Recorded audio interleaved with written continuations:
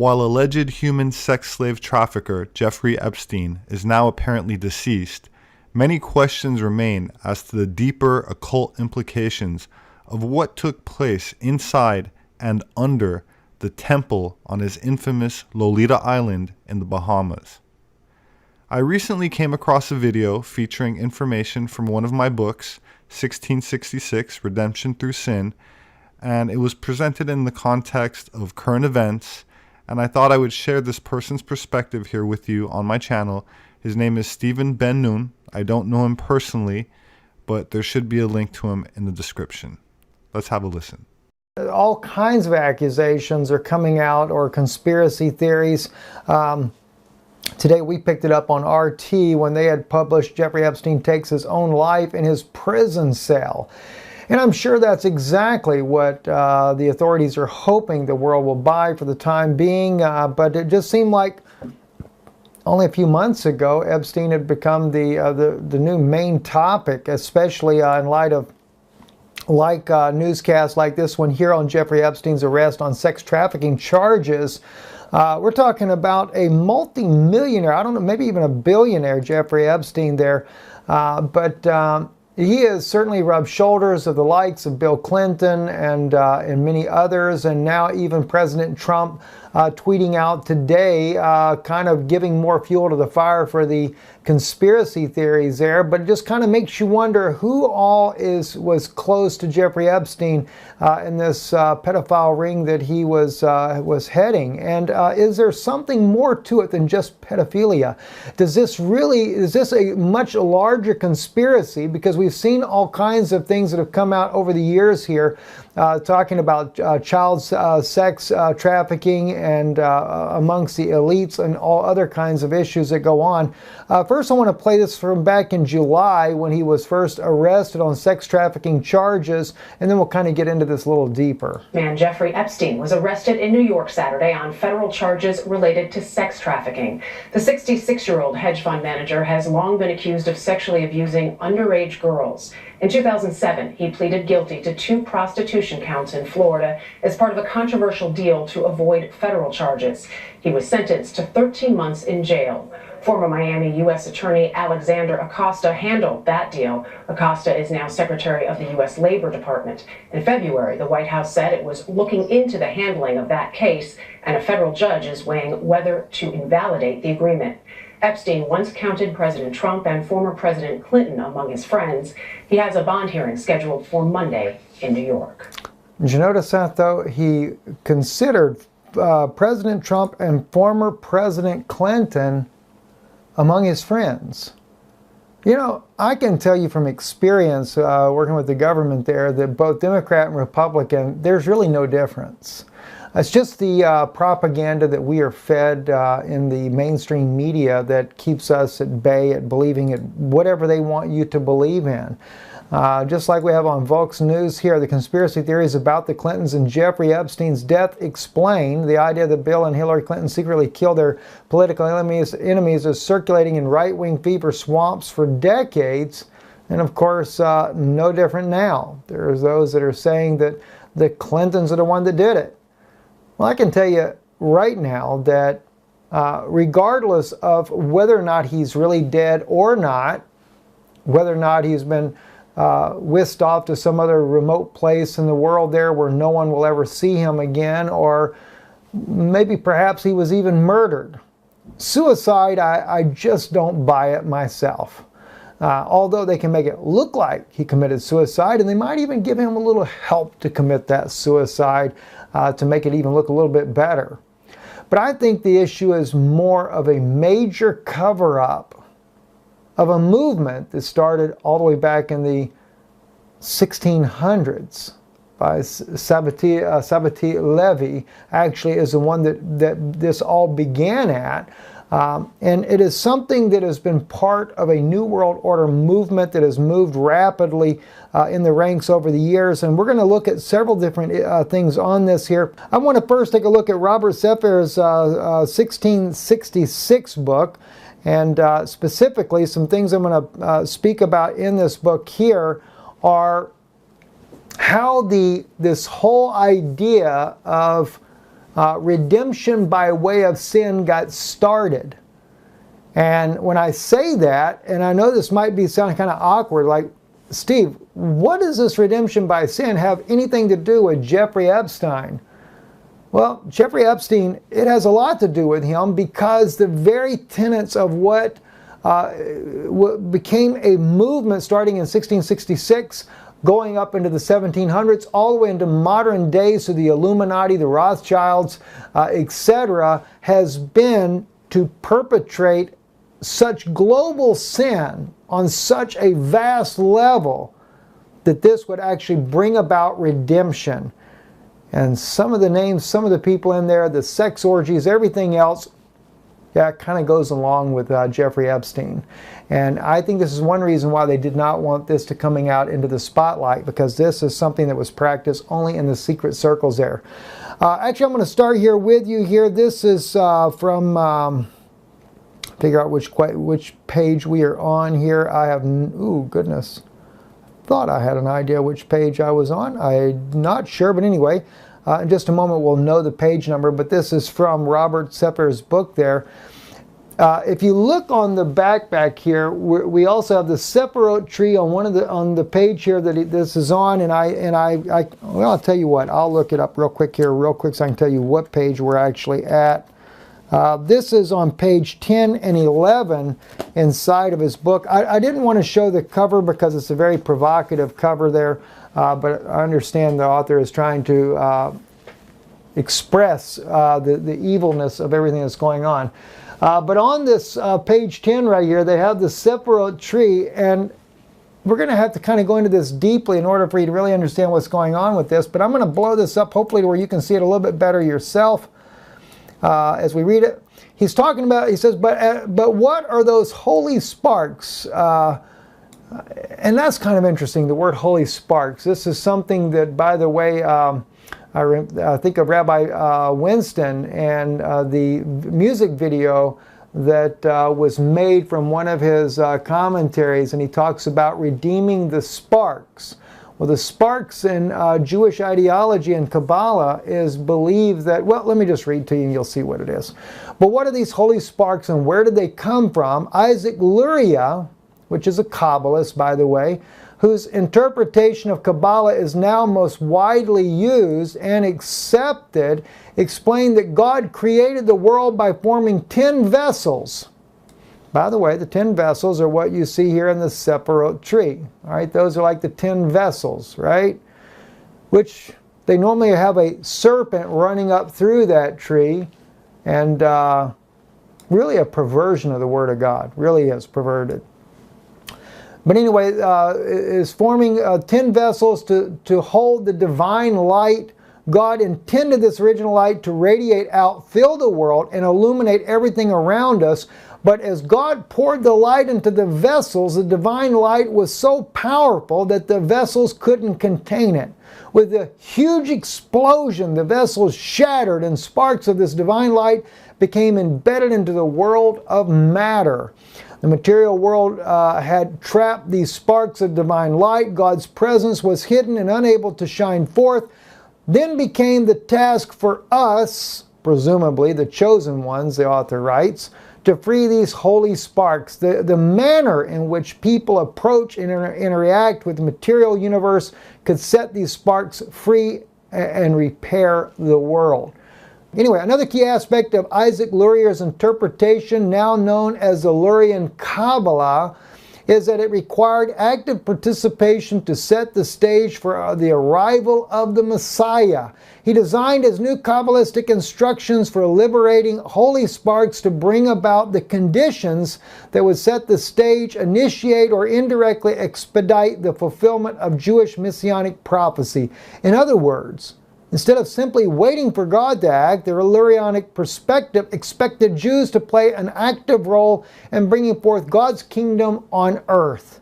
This new European Kabbalah, unanimously attributed to Luria, was extremely popular at the time and is still most broadly disseminated and used Kabbalistic system taught. I actually had myself a note there, Rabbi Menachem Mendelssohn there, That's pretty much what he was saying to Netanyahu when he asked him, what are you doing to bring forth the Messiah? He says, we're doing all that we can. He says, well, try more. After reading a lot of this book here from Robert SEPEHR, I actually have a better idea of what Rabbi Menachem Mendelssohn really meant, or Schneerson. Now I know what he was talking about. Bring about more of that perversion, more of that sinful nature amongst the people, especially in Israel.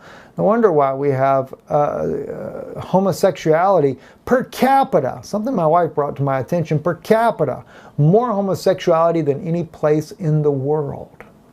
Per capita, more abortions than any place on the planet Earth. Especially after you hear what you're going to hear this evening. Might make more sense, like I said, about Jeffrey Epstein, why they need to cover up what was really going on, because this is part of a global plot.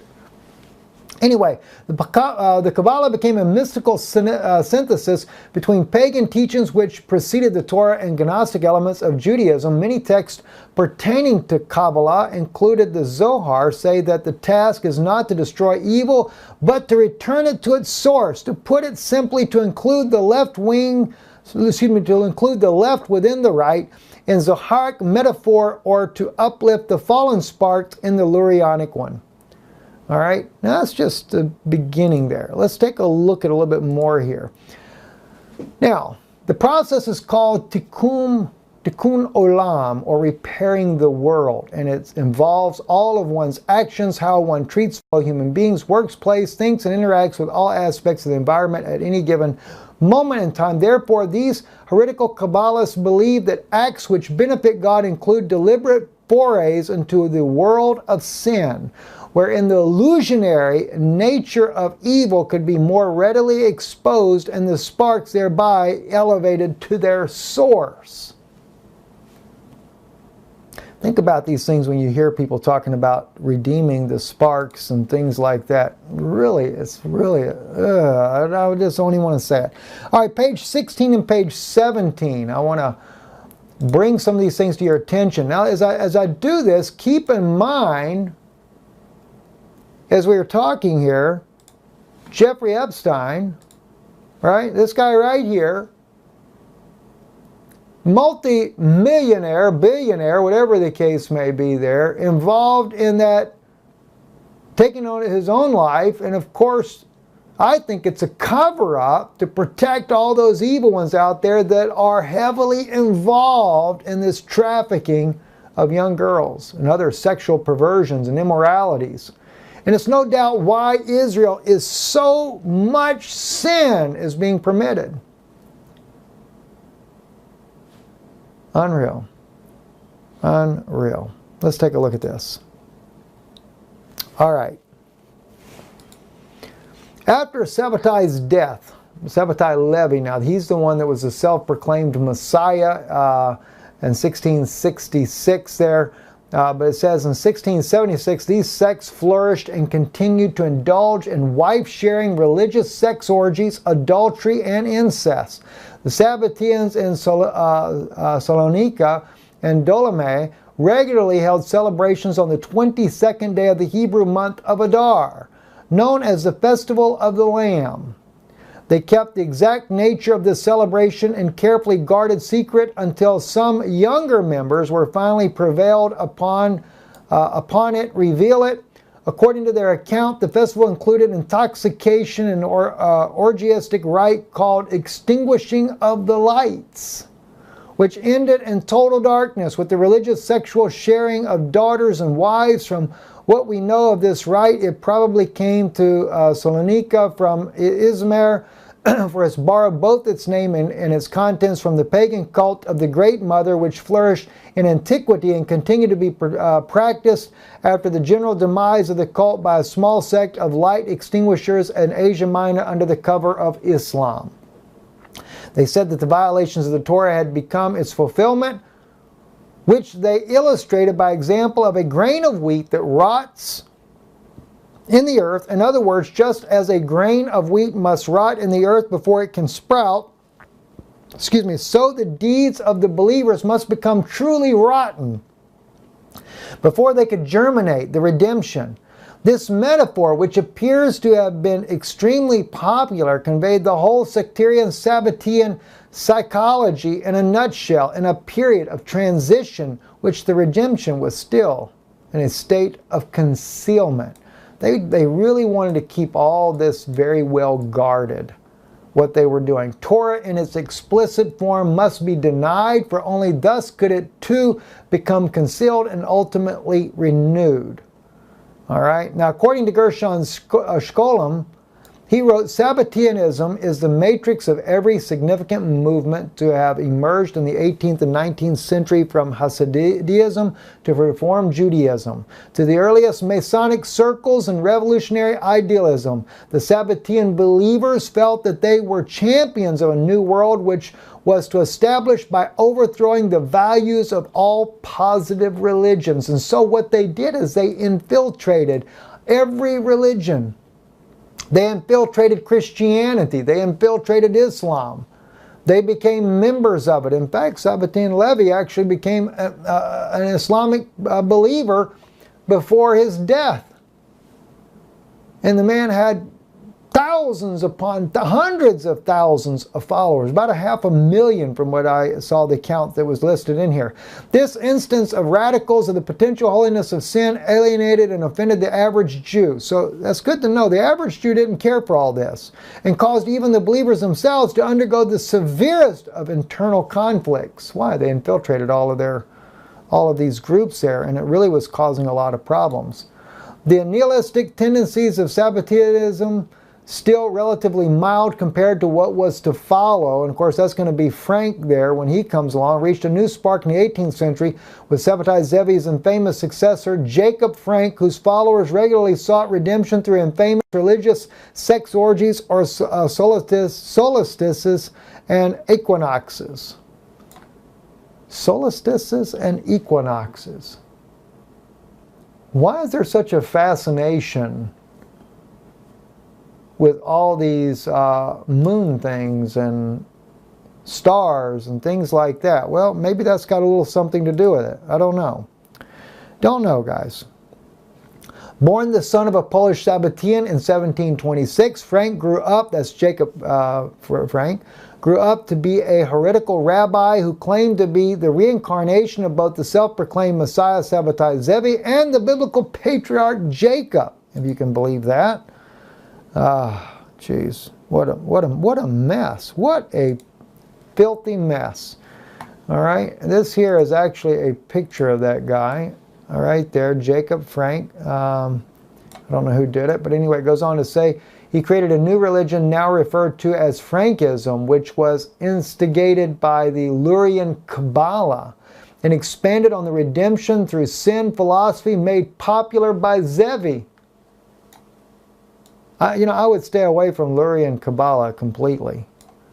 All right, let me drop down here. It did not take long for the Jewish authorities in Poland to excommunicate Frank and his followers due to his heretical doctrines, which included deification of himself and other controversial concepts such as purification through transgression. The Frankists held annual springtime lamb festivals, which consisted of celebratorial dinner that included drug use, sacrifice, nudity, the exchanging of spouses' daughters for religious sex.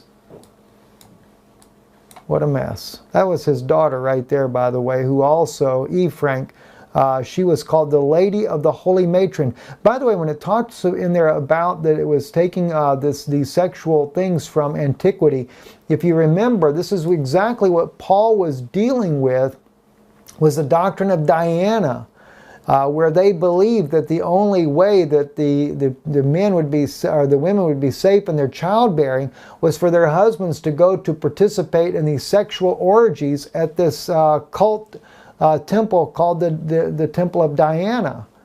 And this is exactly what was being revived. It was an old cultic ritual that was going on back in the days of Israel. I'm not saying that it was actually in Israel, but as far as what Paul was dealing with in his travels was this doctrine of Diana. And now it is being pretty much practiced, the same ideology of that particular doctrine, redemption by sin. So Frank totally rejected the traditional interpretation of the Torah. He converted to both Islam and Catholicism. Speaking about infiltration of the Catholic Church. And believe me, he's not the only rabbi to do that. That was done long before him. He often slept with his followers as well as his own daughter while preaching a doctrine that the best way to imitate God was to cross every boundary, transgress every taboo, mix, as he claimed God did, the sacred with the profane. At the height of his popularity, approximately 50,000 Jews or ex-Jews, crypto-Jews, considered themselves his disciples. This was far less than Epstein and Zevi, his messianic predecessor, who had had over 20 times as many followers as the prior century. Despite the smaller following, Frank's cult would grow to include some of Europe's royalty, nobility, and richest bankers. That only seems to go without saying, right? So anyway, we already did this one here. Let me get back over here. Let's find the right place where we got left out. All right, here we go. Now we're looking at page 22 and 23, and then I want to go a little bit into the book by Barry Chamish as well. But let's take this right here. According to Frank, one had to free oneself of all laws, conventions, and religions, to adopt every conceivable attitude and to reject it, and to follow one's leader step by step into the abyss. The annihilation of every religion and positive system of belief was true way he expected his believers to follow. Jacob Frank taught that in order to ascend, one must first descend. In Frank's own words, no man can climb a mountain until he has first ascended to its foot. Therefore we must descend and be cast down to the bottom rung, for only then can we climb to the infinite. This is the mystic principle of Jacob's ladder. He claims this, right? Which I have seen, and which is shaped like a V. Again, I did not come into this world to lift you up, but rather to cast you down to the bottom of the abyss. Further than this, it is impossible to descend, nor can one ascend again by virtue of one's own strength, for only the Lord can raise one up from the depths of the power of his hand. You know, as I read these things, I can see where he gets his ideology, as putrefied as it is. You know, you can see where he gets it. And over here in his book here on page 23, in his classic book, The Eliminate Opiate, Rabbi Marvin S. Ottelman explains where Jacob Frank got his financing. Now that is very important, where he got his financing. And of course, Frankfurt at the time was the headquarters of the Jesuit Adam and Weishaupt, founder of the Illuminati, as well as the Rothschild brothers' financial empire. This is worth repeating. Frankfurt was the birthplace of both the Illuminati and the Rothschild empire. All right, it's very important that we note that there. Now, in 1777, the Illuminati began to cooperate with all the Masonic lodges. Remember what I showed you the other day about this Noahide law thing, being a 21st degree Mason, and that it was Jews that had infiltrated back in the 1700s in the Masonic lodges there in order to bring about this Noahide law system? Well, now we get it in this book as well. He says that especially the Grand Orient, with the purpose of infiltrating them, even the Duke of Brunswick, Grand Master of Germany, said in 1794 that the Illuminati controlled the Masonic lodges. In the time, the Illuminati won control over every Masonic order in the world. All right, Rothschild convinced Weishaupt to accept the Frankist doctrine and afterward financed the Illuminati. So, and I'm sure people like Epstein are part of the Illuminati. And so the Illuminati and the Rothschilds and all these wicked elite Jews there, and this is not all Jews, by the way, friends, so I don't want you people to let's don't put all the Jews in the same bucket, you know. I don't mean it that way, but the thing is, the elitists of these Jews here are the ones that are following a Frankist doctrine of redemption through the most sinful, ungodly, putrefied natures you could ever imagine. Let's see, To fill the Frankist plot of subverting the world's religions and the Zionist objective of instituting a global government which would be ruled by a king from Jerusalem. Wow, that's interesting, right? King from Jerusalem. We're hearing about that a lot today. In Latin, Lucifer literally means light bearer. As its name implied, members of the Illuminati possessed the light of Lucifer. They believed that people who possessed it were truly enlightened and capable of governing. Their avowed purpose and goal was to establish of a novus ordo scholarum, a new world order or a one world government ruled by its capital in Jerusalem. Mayor Rothschild summoned 12 affluent men to Frankfurt and asked them to pull their financial resources. He then presented the 25-point plan that would enable them to gain control of the wealth, natural resources, and manpower of the entire world. This plan included instructions on how to preach liberalism. Get that? All the way back here in the late 1700s. Preach liberalism to assert political power, initiate class warfare, dismantle and reconstruct all existing institutions, and remain invisible until the very moment when the Illuminati had gained such strength that no cunning or force can undermine it. Other highlights of their plan included the use of mob psychology to control the masses. They would systematically advocate and use alcoholic liquors, drugs, moral corruption, and all forms of vice to corrupt the youth. In addition, they planned to use the press for propaganda to control all outlets of public information. While remaining in the shadows, clear of blame, the plan called for the masses to be made to believe that they had been the prey of criminals and that they would restore order and appear as the saviors. Sounds like they're following the plan to the dot in modern days. A key to their success was the infiltration of Freemasonry to take advantage of the Grand Orient lodges. They plotted to use influences to spread their atheistic, materialistic ideology amongst the Goyim, the Gentiles, which were considered the cattle. Through systematic deception, high-sounding phrases, and popular slogans, ultimate world government was the goal. Through corporate monopolies, so that even the largest fortunes of the Goyim will depend on them. There would be all out-of-use economic warfare with a combination of high taxes and unfair competition. Like I said, friends, they're following this right to the letter. Right to the letter. Now, Barry Chamish, I want to share with you some of the things inside of Barry's book right here as well. I'll read some of the stuff we have highlighted in yellow here. All right. Now he's talking about Perfidy Ben Chait's book, The Sacred and the Doom by Jacob Nuremberger. These are Jewish writers that exposed the conspiracy that went on with Hitler and his thugs. So the deal cut worked like this. The German Jews would first be indoctrinated into Bolshevism and labor Zionism camps, and then with British approval transferred to Palestine. And the reason why, let me explain to you guys why I'm reading this right now.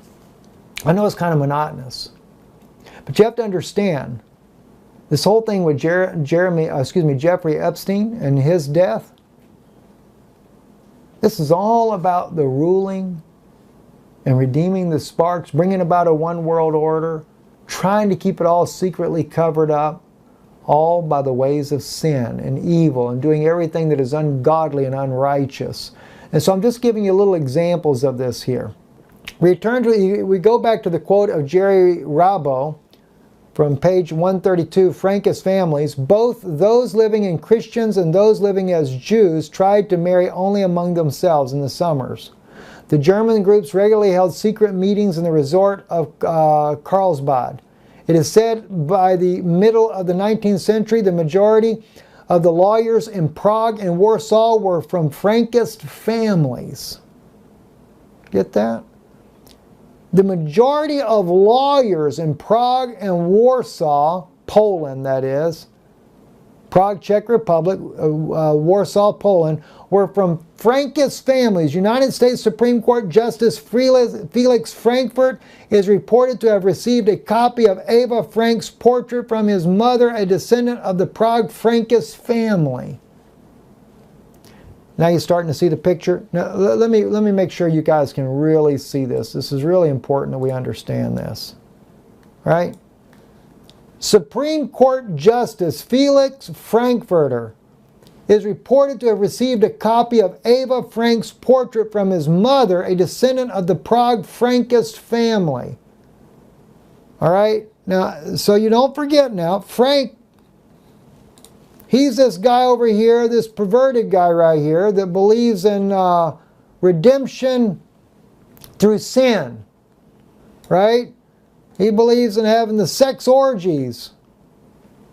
You know, use of sacrifice, nudity. I mean, sacrificing children.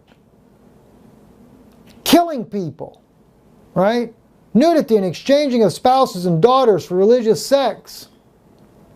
That's Frank. That's the one with the Frankist ideology. He was the one that took the place of Sebastian Levy. Or Zevi, excuse me, Sebastian Zevi. All right, now we go back here to this last page, last thing I wanted to share with you here. So all the way up now in modern days, because you'd think, okay, this guy, all right, he was from the 1700s. What does he got to do with anything to do with Jeffrey Epstein committing suicide? Well, hello.